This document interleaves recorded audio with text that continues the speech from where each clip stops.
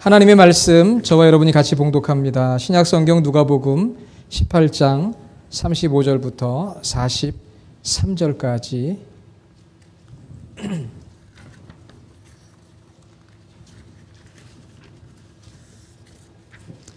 신약성경 127페이지 누가복음 18장 35절부터 43절까지 저와 여러분이 같이 봉독하겠습니다.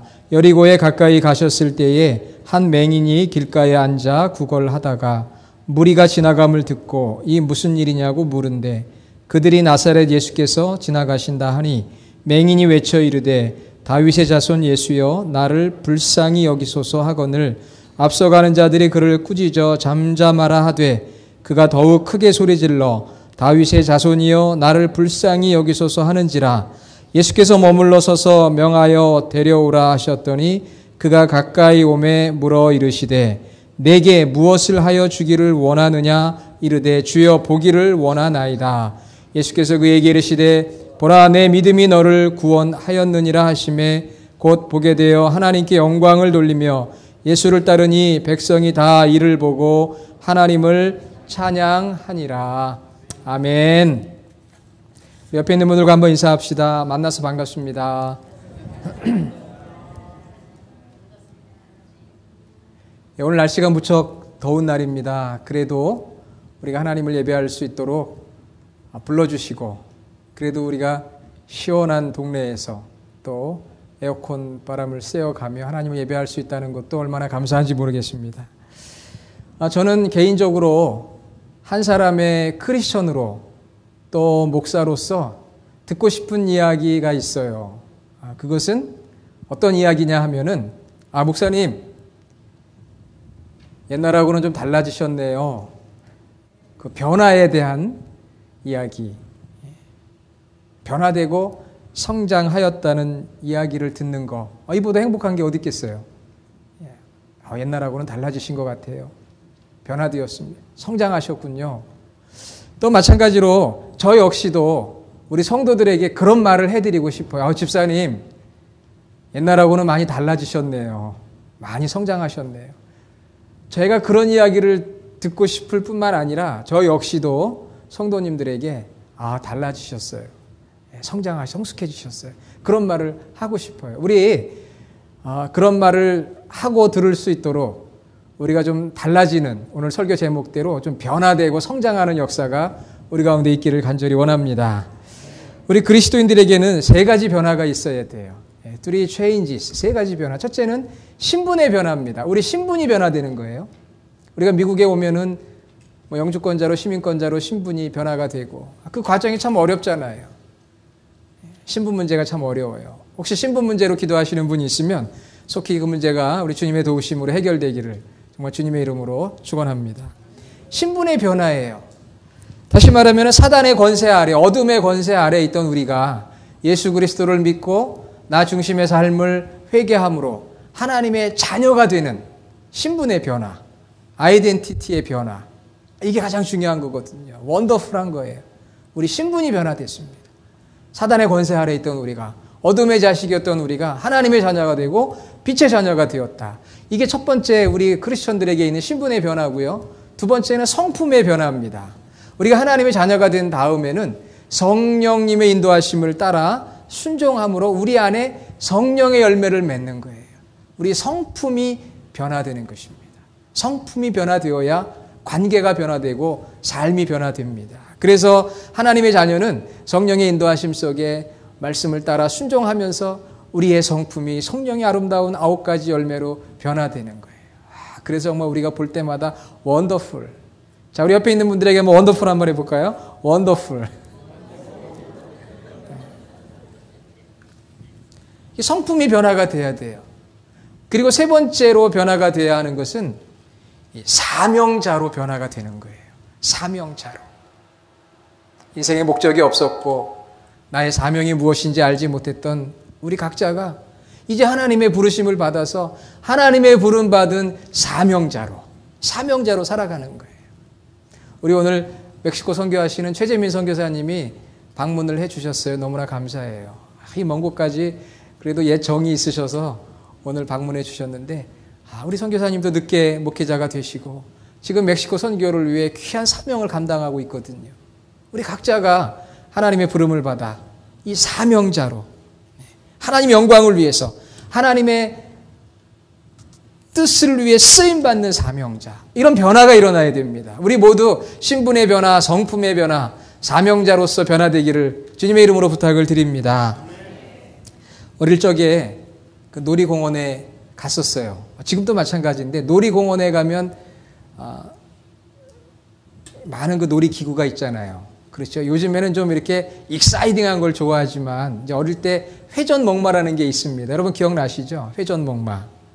회전목마가 뭐냐면은 나무로 만든 그 플라스틱으로 만든 말이라든지 뭐 개도 나오고요, 호랑이도 나오고 사자도 나오고 마차도 있어요. 그럼 거기 올라타는 거예요. 올라타면은 이게 지금 막 회전을 합니다. 어떤 때는 오토바이도 있고요, 또 자동차도 있어요. 회전을 하는 거예요, 계속. 어릴 때는 그게 그렇게 타고 싶었어요. 그래서 말에 올라타고 사자등에 올라타고 회전을 합니다. 그렇게 신이 나더라고요. 그런 나이가 먹으니까 타고 싶지가 않아요. 왜 그럴까요? 나이가 드니까 이제 무슨 바이킹이라든지 좀 뭐 이렇게 좀 멋있고 익사이딩한 걸 타고 싶지, 그냥 그러면 말 타고 사자 타고 오토바이 타고 빙빙빙빙 도는 거는 타기가 싫어요. 왜냐하면은 재미가 없어요. 뺑뺑뺑뺑 도는 게 재미가 없어지는 거예요. 같은 걸 계속 반복을 하니까 그 원에서 벗어나지 못하는 거지. 어떤 신학자가 크리스천을 이렇게 비판을 했습니다. 회전목마. 여러분, 회전목마는 항상 움직이긴 하는데 조금 더 앞으로 나아가지 못한다 그랬어요. 계속 움직이긴 하는데 제자리에서 제자리 뱅뱅 도는 거예요. 그런 이야기를 하면서 오늘날 크리스천들이 뭔가 분주하고 바쁘고 움직이는 것 같기는 한데 뭔가 앞으로 나아가지를 못한다. 그렇게 날카로운 지적을 했을 때, 그렇구나. 우리가 뭔가 부지런히 움직이는 것 같긴 한데 변화하고 성장하지 못하는 저 자신의 모습을 보면서, 또 우리 크리스천들의 모습을 보면서 안타까울 때가 있습니다. 여러분, 우리는 변화되어야 하고요, 성장해야 돼요. 그런데 많은 사람들은 남편이 변화되어야 된다고 이야기해요. 우리 남편이 변화돼요. 아내가 변화되어야 합니다. 목사님이 바뀌어야 됩니다. 성도들이 바뀌어야 합니다. 아니에요, 목사님. 우리 교회는요, 아무개 집사만 바뀌면 돼요. 다 남들이 바뀌어야 된다고 그래요. 그런데 중요한 것은 따라해 봅시다. 내가 변화되어야 한다. 우리 다른 사람을 향해 변화되어야 한다고 이야기해요. 그 사람이 변화되면 된다는 거예요. 그렇지만 주님이 우리에게 원하시는 것은 내 자신이 변화되는 거예요.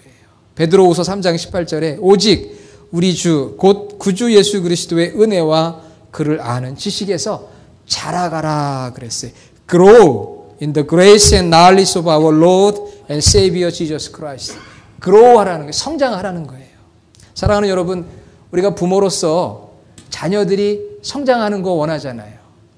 자녀들이 성장하는 걸 원합니다. 신체적으로, 지식적으로, 관계적으로, 영적으로 성장하고 변화되기를 원합니다. 중학교를 졸업하면 고등학교 가는 걸 원하고요. 고등학교 졸업하면 대학 가는 걸 원하는 것처럼 성장하는 걸 원해요. 변화되는 걸 원하는 것처럼 우리의 아버지이신 하나님도 자녀된 우리가 뭔가 좀 변화가 되고 성장하기를 원하시는 것입니다. 그게 아버지의 소원하심이에요. 그러면 여러분, 우리가 변화될 수 있을까요? 성장할 수 있을까요? 목사님 힘들어요. 변화되는 건 너무 어렵습니다. 우리는 환경이 변화되면 변화될 것 같아요. 환경이 좋아지면 나도 덩달아서 변화될 것 같고요.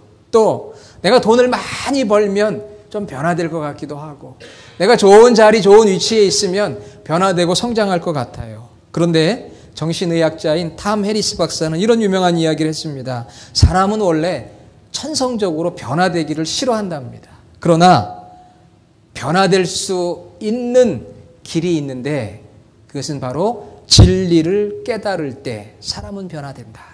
진리를 깨달을 때 사람이 변화된다고 했습니다. 여러분, 진리가 무엇입니까? 예수님께서 요한복음 14장 6절에 내가 곧 길이요 진리요 생명이다. I am the truth. 예수님이 당신을 진리라고 말씀해 주셨어요. 그러니까 그 정신의학자 탐 해리스의 말을 비교해 보면 진리 되신 예수님, 그리고 진리이신 주님의 말씀을 우리가 만나게 되고 그것을 깨닫게 되어질 때, 진심으로 우리가 주님을 만나게 되고 주님의 말씀을 깨닫게 될 때에 우리가 변화되는 줄로 믿습니다. 그렇다면 왜 변화되지 않느냐? 우리가 진심으로 주님을 만나고 진정으로 참 마음으로 우리가 주님을 만나 주의 말씀 앞에 우리가 부딪혀 깨어지면 우리가 변화가 되는데, 그렇지 못하기 때문이 아닐까요? 정말 우리가 주님을 만나서 깨어져야 되고요. 주님의 말씀 앞에 엎드려 항복하면 우리가 변화되지 않을 수가 없어요. 왜냐? 우리 주님은 진리이시고 살아계시고 지금도 주의 성령으로 역사하시고 우리를 빚어주시기 때문입니다. 8월 14일 한국에서 광복절 특사가 있었어요. 광복절을 맞이해서 이제 사람들을 내보낸 거예요. 출소시킨 거예요. 정치인들, 경제인들, 그 중에 여러분 SK 최태원이라고 하는 회장이 광복절 특사로 나왔습니다. 여러분 혹시 신문이나 TV 보셨어요? 그분의 왼손에 뭐가 있었죠? 성경책이 있었어요. 그분이 광복절 특사로 출소를 하는데 왼쪽에 이렇게 성경책을 끼고 있는 사진이 나왔습니다. 참 보기에 좋았어요. 보기에 좋았습니다. 제 마음의 바람은 저게 쇼가 아니었으면 좋겠다. 아마 많은 분들이 그렇게 생각했을 거예요. 적어도 그분이 이제 특사로 나오면서 왼편에 성경책을 딱 이렇게 들고 끼고 나왔다는 그 상징, 이유는 무엇일까요? 뭘 보여주려고 했을까요? 적어도 앞으로는 죄를 짓지 않고 이제는 정말 회개하는 마음으로 정말 하나님의 말씀대로 살겠습니다 하는 그런 각오로 나왔으니까 이 성경을 옆에 끼고 카메라 플래시를 받은 게 아닐까요? 성경대로 살겠습니다. 이제는 정말 제가 변화되겠습니다. 그런 의미를 우리에게 전달해 주는 것으로 저는 받아들였어요. 그러면서 제 마음속에 생각하는 것은 정말 이것이 그분의 그냥 쇼가 아니었으면 좋겠다. 정말 저분이 정말 성경을 여러 번 읽었다고 그래요. 성경을 여러 번 읽고 그 안에 계신 하나님을 정말 만나서 정말 변화되는 삶을 살았으면 좋겠다. 아마도 그런 각오로 나온 것 같습니다. 정말 그렇게 되기를 저는 원합니다. 여러분, 오늘 저와 여러분들이 주일 예배를 드리기 위해서 성경책을 가지고 왔잖아요. 어떤 분은 스마트폰 가지고 오신 분도 계시겠지만 우리 성경책을 다 가지고 오셨어요. 성경책을 가지고 왔다는 건 무엇을 의미합니까? 내가 성경 말씀대로 살겠습니다. 진리 되신 성경 말씀대로 변화되겠습니다. 우리가 그런 소원이 있으니까 성경책을 가지고 온 거 아니에요? 그리고 오늘도 여러분들이 이 더운 날 이곳에 오셔서 하나님의 말씀을 듣는 거 아닙니까? 그러므로 저와 여러분들이 진리이신 예수님을 만나고 그분의 말씀을 붙들고 참으로 우리가 주님의 소원대로 변화되고 성장하는 저와 여러분 모두가 되기를 간절히 소원합니다. 오늘 말씀에 보면 예수님을 만나 변화된 바디메오의 이야기가 나와요. 앞을 보지 못하는 맹인입니다. 마가복음에 보니까 같은 본문에 그의 이름이 바디메오라고 했어요. 앞을 보지 못하는 맹인으로서 그의 이름은 바디메오예요. 보지 못하니까 빌어먹을 수밖에 없습니다. 얼마나 불쌍하고 가련하고 외로운 자일까요? 예수님 당시에도 장애를 가진 분들이 많았습니다. 장애를 가진 사람들이 할 수 있는 일이 없잖아요. 길가에서 구걸을 하며 생계를 유지할 수밖에 없었어요. 그러나 유대인들은 그래도 어려운 자를 도우면 그것을 하나님께서 의로운 행위로 보아주신다는 믿음이 있었기 때문에 거지나 어려운 사람들을 그래도 잘 도왔습니다. 그러니까 이 바디메오는 앞을 보지 못하는 맹인이었어요. 자기 스스로 일은 할 수 없지만 그래도 유대인들의 긍휼로 인해서 먹고 살 수는 있었어요. 먹고 살 수는 있었습니다. 먹고 사는 문제만큼은 해결이 되었습니다. 사실 여러분, 우리가 미국에 이민 와 살면서 먹고 사는 문제만 해결돼도 굉장한 거 아니에요? 정말 먹고 사는 문제만 해결이 돼도 굉장한 겁니다. 우리가 먹고 사는 문제가 해결이 안 되어서 그렇게 열심히 일하고 땀 흘리고 애쓰는 거 아닙니까? 먹고 사는 문제만 해결돼도 대단한데 이 거지, 맹인, 바디메오는 앞을 보지 못하지만 그래도 먹고 사는 문제에는 어려움이 없었어요. 그렇지만 그 마음속에 왜 아쉬움이 없겠어요? 내가 이렇게 살아야 되나? 내가 인생을 사는 게 그저 먹고 사는 것이 전부인가? 뭔가 나도 좀 변화되어야 하는데, 뭔가 나도 좀 성장해야 되는데, 여러분 그런 생각은 없으십니까? 우리가 미국에 와서 이민생활하면서 때로는 먹고 사는 문제로 바쁘고 자녀 키우는 문제로 바쁘게 살았어요. 그렇지만 뭔가 내 삶에도 어떤 변화가 필요하고 뭔가 내 삶에도 성장이 필요하지 않을까? 우리도 그러한 갈망함들이 있습니다. 저도 마찬가지고요. 그래서 이 거지 맹인 바디메오는 구걸을 하다가 나사렛 예수가 그 여리고를 지나간다는 소식을 듣고 그 예수님을 만나기를 원했어요. 왜 만나기를 원했을까요? 뭔가 내 삶이 좀 바뀌었으면 좋겠다. 변화되었으면 좋겠다. 성장했으면 좋겠다. 그런 마음이 있었던 거예요. 그런 바디메오가 예수님을 만났어요. 간절한 소원함이 있으면 진리를 만나게 되고요. 진리 안에서 변화가 됩니다. 눈을 떴고요. 광명을 되찾았고요. 이제는 거지가 아니라 예수님의 제자로서 남은 생을 살아가게 되었어요. 얼마나 원더풀합니까? 그렇잖아요. 얼마나 아름답고 놀라운 일이에요. 먹고 사는 문제만 가지고 살아왔지만 뭔가 삶의 이것은 아닌데 변화되어야 하는데 그래서 예수님을 만나기 원했고 예수님을 만났고 진리이신 예수님을 만났을 때 변화가 되었습니다. 그런 놀라운 은혜가 오늘 이 아침 저와 여러분에게도 동일하게 일어나기를 저는 간절히 소원합니다. 42절에 예수님께서 그에게 이르시되 보라 내 믿음이 너를 구원하였느니라. 내 믿음이 너를 구원했다. 예수 그리스도 진리이신 예수님을 믿는 믿음이 거지맹인 바디메오를 변화시켜 준 거예요. 그 믿음이 예수 그리스도를 믿는 믿음이 그를 변화시켜 주셨어요. 사랑하는 여러분, 우리 조국이 광복 70주년을 맞이했습니다. 70주년. 많은 자유를 누립니다. 그러나 오늘 우리가 기도해야 되는 것은 정말 우리 조국 대한민국이 영적인 자유, 영적인 무지에서 영적인 광명을 찾는 진정한 자유, 어둠의 자녀에서 빛의 자녀가 되는 그런 자유가 있는 나라가 될 수 있도록 우리가 고국을 떠나 먼 곳에 살고 있지만 우리도 마찬가지고요. 한국에 있는 우리 형제들도 마찬가지고 진정한 자유, 진정한 자유는 진리 안에서 자유거든요. 예수 그리스도를 믿음으로 말미암아 빛의 자녀로 살아가는 그런 변화가 있기를 위해서 우리가 우리의 조국 대한민국을 위해서도 계속해서 관심을 갖고 기도를 해야 됩니다. 여러분, 이 바디메오가 예수님을 믿는 믿음으로 변화가 되었고 성장했는데요. 오늘 저와 여러분이 그런 같은 믿음을 가져야 되는데 그 변화와 성장을 위한 그 믿음이란 어떤 믿음이냐 하면 첫째로 구체적인 목표가 있는 그러한 믿음이었어요. 변화하고 성장하려면 분명한 목표가 있어야 합니다. 예수님께서 예수님을 만나고자 찾아 나온 바디메오에게 41절에 묻습니다. 내가 너에게 무엇을 해주기를 너는 원하느냐? 내가 너에게 어떻게 해주면 좋겠느냐? 그때 바디메오는 주저하지 않았습니다. 예, I want to see. 나는 보기를 원합니다. 분명한 목표가 있었어요. 먹고 살고는 있었지만 정말 보기를 원한 거예요. 광명을 되찾기 원한 거예요. 그 믿음을 가지고 주님 앞에 나가서 내가 너에게 어떻게 해줬으면 좋겠느냐? 그렇게 물었을 때 예 주님 저는 보기를 원합니다. 구체적인 목표가 있었어요.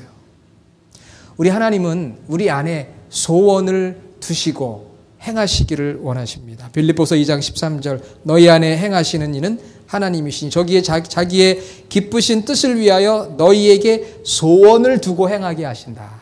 우리 하나님은 우리 마음속에 어떤 소원과 목표를 주세요. 목표를 두기 원하시고 그 목표를 이루어가기를 원하세요. 여러분 목표를 세우고 목표를 이루어간다는 것을 인위적이고 인본주의라고 생각하지 마세요. 하나님은 우리 안에 그러한 목표가 세워지기를 원하십니다. 눈을 뜨기 원하는 간절함을 가지고 그 영혼의 갈망함을 가지고 내가 변화되어야 되겠다고 하는 목표를 가지고 주님께 나아갔을 때 주님께서 그 목표 있는 귀한 믿음을 칭찬하시고 그에게 변화를 허락해 주셨어요.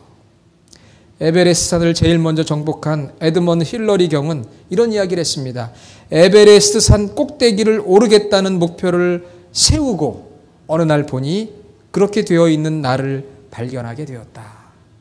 목표를 세우고 보니까 어느 날 그 목표를 이룬 나를 발견하게 되었다는 것이죠. 목표가 있느냐 없느냐에 따라서 추진력도 다르고요. 결단력도 달라집니다. 오늘 주보 뒷면에 보면 미국 16대 대통령 링컨의 신앙 10계명이 나와요. 여기 보면 링컨이 자기 신앙의 10계명을 기록해 놓았습니다. 그 중에 넘버원이 뭐지요? 다 같이 읽어볼까요? 나는 주의를 거룩하게 지키며 예배 생활에 힘쓸 것이다. 이게 신앙의 첫 번째 목표였어요. 주의를 거룩하게 지키며 예배 생활에 힘쓸 것이다. 그리고 10가지 신앙의 10계명을 정했는데요. 저와 여러분도 이번 한 주간 동안 한번 곰곰이 생각해 보시면서 한번 목표를 세워보세요. 내가 주님 앞에 나아가는데 주님, 제가 한번 목표를 세우기를 원합니다. 제가 그동안에 너무나 게을렀습니다. 제가 이제 주님 앞에 이렇게 기도하겠습니다. 제가 주님 앞에 이렇게 말씀을 읽겠습니다. 제가 이렇게 가정에서 한번 해보겠습니다. 제가 이렇게 한번 교회에서 해보겠습니다. 너무나 큰 걸 원하지 마세요. 많은 사람들은 타석에 들어서서 홈런을 치려고 하지만 홈런이 아니라 일루를 치는 것으로부터 시작하는 것입니다. 작은 것부터, 그리고 오늘부터, 그리고 나부터, 다른 사람부터, 오늘 이 말씀을 우리 누가 들어야 되는데 이렇게 생각하지 마시고요. 나부터, 지금부터, 작은 것부터 하나하나 변화되고 성장하는 거예요. 오늘 주일 오전에 우리가 성경 공부를 시작했어요. 그것도 마찬가지죠. 여러분이 힘들고 어렵지만 한번 내가 누구나 웰컴입니다. 한번 내가 참여해서 말씀 한번 배워봐야지. 그것도 하나의 목표일 수 있죠. 여러분 신앙의 영적인 목표를 한번 세워보세요.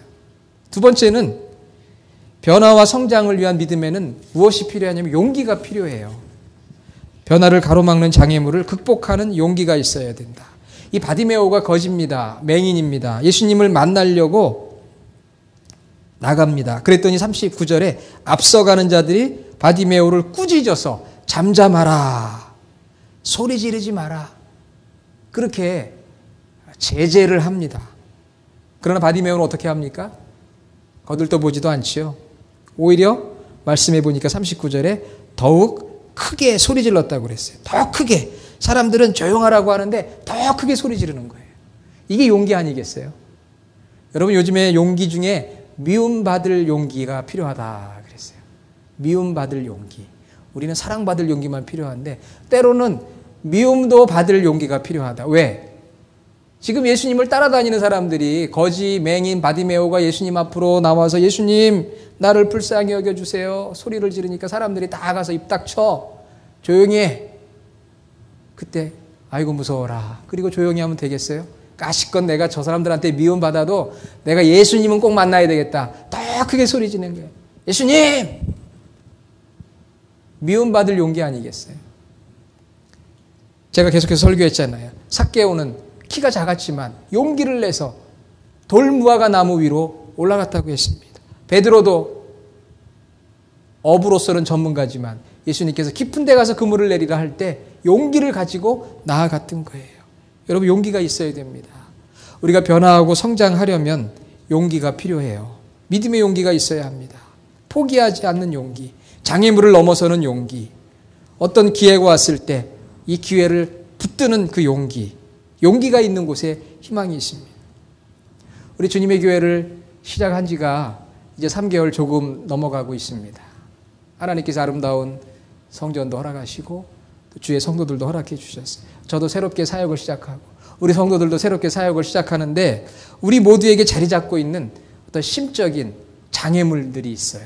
Psychological obstacle, 심적인 장애물이 있습니다. 어떤 게 있을까요? 두려움이라는 게 있어요. 실패에 대한 두려움. 우리 주님의 교회가 잘 될까? 요즘 개척교회 어렵다는데 잘 될 수 있을까? 그런 그 두려움. 두 번째는 무력감. 나는 가진 것도 없는데 나 같은 사람이 무슨 도움이 될까? 난 너무 연약한데 나는 너무 능력이 부족한데 내가 할 수 있는 게 뭐가 있지? 그런 무력감이 우리 가운데 있습니다. 세 번째는 안일함이 있어요. 현상을 유지하려는 안일함. 새로운 거는 뭐 이제 그냥 이대로가 좋지. 복잡한 거는 단순한 게 좋지. 물론 단순한 게 좋습니다.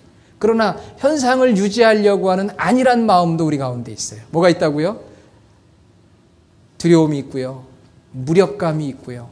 현실을 유지하려고 하는 안일함, 자포자기, 이런 것들이 자리 잡을 수가 있어요. 여러분, 두려움이 없는 것이 용기가 아니라 두려움을 극복하는 게 용기인 줄로 믿습니다. 나에겐 두려움이 없다. 아니에요. 두려움이 있어요. 그런데 그 두려움을 극복하는 용기, 그 용기가 바로 바디메오가 보여준 용기예요. 다 잠잠히 해. 아닙니다. 저는 주님을 만나야 되겠습니다. 다윗의 자손 예수여, 나를 불쌍히 여기소서. 오히려 더 크게 우리가 두렵고 우리가 무력하고 우리가 현상을 유지하려고 하는 안일함 가운데 있을지라도 더 담대하게 주님 불쌍히 여겨주십시오. 천만인이 나를 둘러치려 하여도 나는 두려워하지 아니하리로다. 다윗의 고백 아닙니까? 용기 있는 믿음이 있어요. 우리 가운데 용기가 있어야 돼요. 하나님이 용기 있는 자를 원하시고 우리에게 용기를 불어넣어 주세요. 성경에 보면 두려워하지 말라가 몇 번 나온다고 그랬습니까? 366번이 나온다고 그래요. 왜 366번일까요? 1년이 365일이잖아요. 4년에 한 번 윤년이 돌아옵니다. 그래서 하나님 그것까지도 아시고 366번 두려워 말라.